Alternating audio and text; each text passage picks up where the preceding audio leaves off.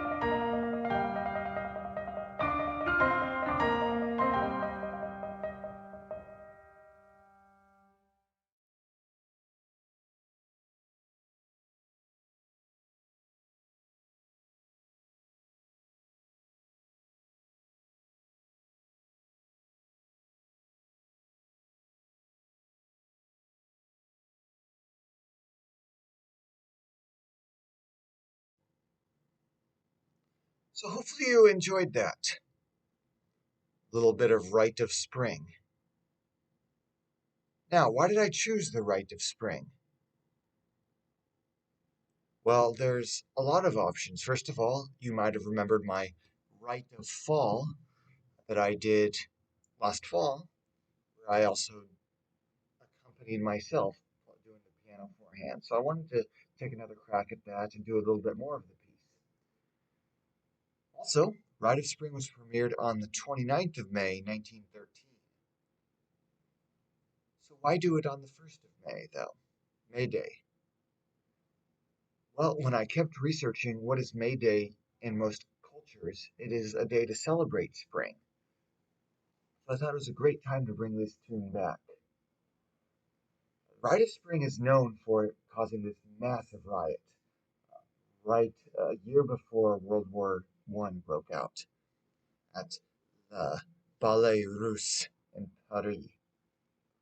And Rite of Spring was only 30 minutes long, but long enough to cause a stir. So much of a stir that one of Debussy's ballets, which was performed after this, no one even knows about that because the Rite of Spring has caused such a stir.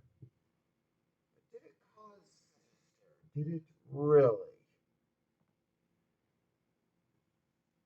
Most researchers now agree that it actually didn't cause that great of stir. That the earliest documentation doesn't show a huge stir. It was disappointing. It was controversial, but it wasn't Armageddon in the concert hall. Nonetheless, it secured Stravinsky's future, his fame, not his finances, but it certainly secured his fame as a composer, a top-notch composer. It's interesting to mention this is one of the last works Stravinsky ever wrote that sounds as Russian, should we say, as this one, with all the folk tunes. So many folk tunes. That's taken from something, as is. And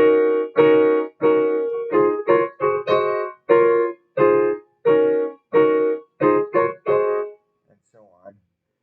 Many other tunes that I haven't even touched in the sections I played. This is, by some, considered Stravinsky's greatest work. There's a lot of other things that can be said about this work, but I think what is very important, it's important to know that actually what makes it such a controversial work, even today, is the original choreography and then the attempted recreated choreography. The music was an immediate hit. Stravinsky had no trouble even the following years of the premiere getting it played by orchestras. But ballet? Not really. The choreography had to be changed because it was interestingly offensive. Not in the, should we say, pornographic ways that you might expect, but rather in ways that we would consider offensive, maybe for different reasons. But the the dress code, all the costumes were crude, should we say, and sort of mocking or trying to emulate tribal dress and tribal pagan practices. That wasn't typical of ballet, so today we might say that's offensive, that's racist. Back then they were saying this isn't ballet, this is way too serious. This is this is not elegant enough. It doesn't have a lighthearted enough tone to it. It is not idealistic. It also plays a trip on the typical ballet of France. The Grand Ballet and Grand Opera, you'd of course have ballet and all of that. The French loved their ballet. So in the longer ballets, you would have a second act, and that second act was usually devoted to something called the white scene. Now, this is where all the dancers would, or all the ballerinas, or most of them anyway, the corps, they would come out all dressed in white. This had been used in many ways. It was used this way in Giselle, ballet from the late 1830s, considered one of the greatest ballet pantomimes of all of French ballet and ballet in general.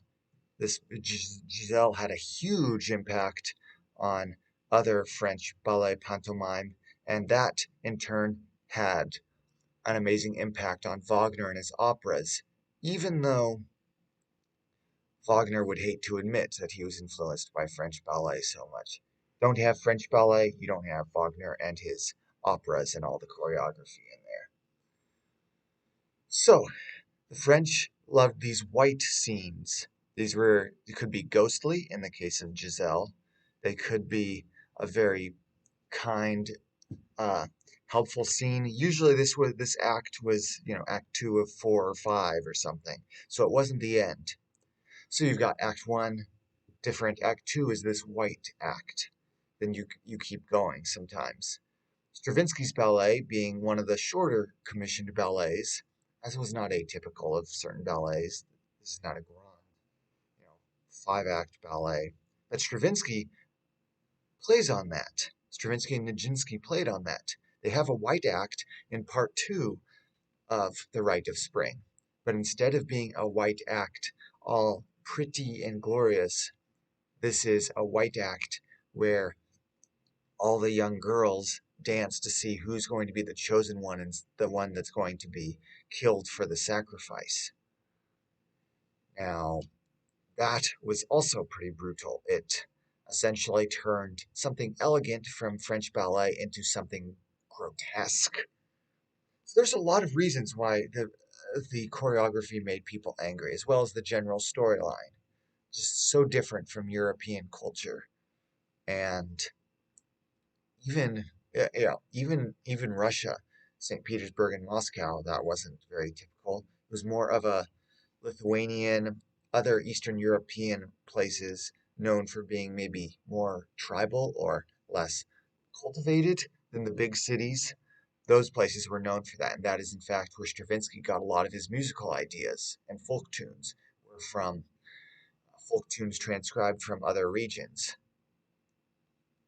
Now, Paris, that was arguably the epicenter of classical music at that time, cutting edge, uh, some of the conservative avant-garde. Paris was the place, and maybe a few other places. London, maybe. No, no, no. Not London. Really, at that time, was not that powerful. Paris, maybe Venice, but really so much, especially ballet and opera centered, were in Paris or they were in the German lands.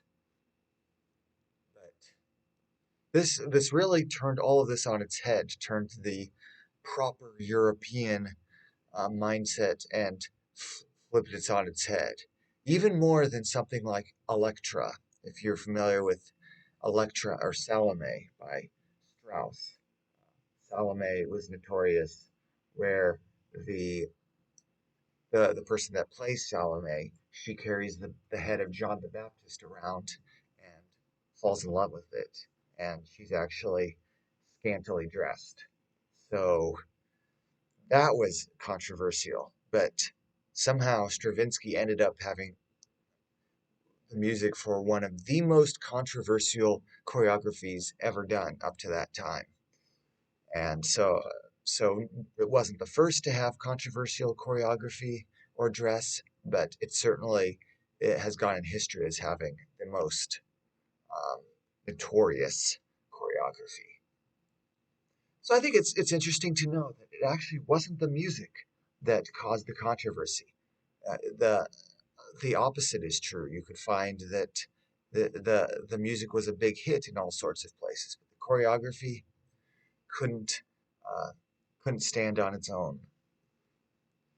So the music really was the winning factor. The choreography is only come back in recent times because choreographers wanted to try to reproduce it and see what it was really like.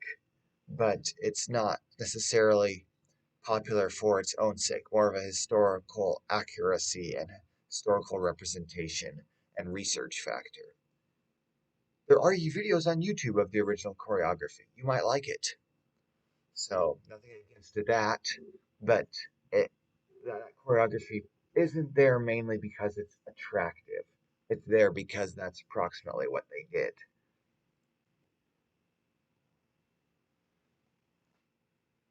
There is one tune that I want to bring to your attention. Really, just an accompaniment.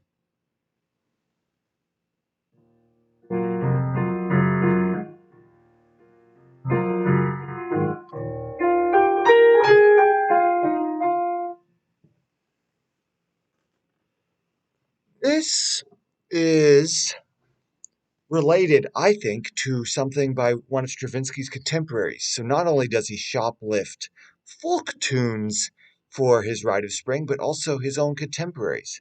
Which one? Stay tuned. I have a plan for Memorial Day to do something more on that. So, I have a reason for that, trust me. But until then, thanks for watching. Stay tuned. Thanks for being a patron.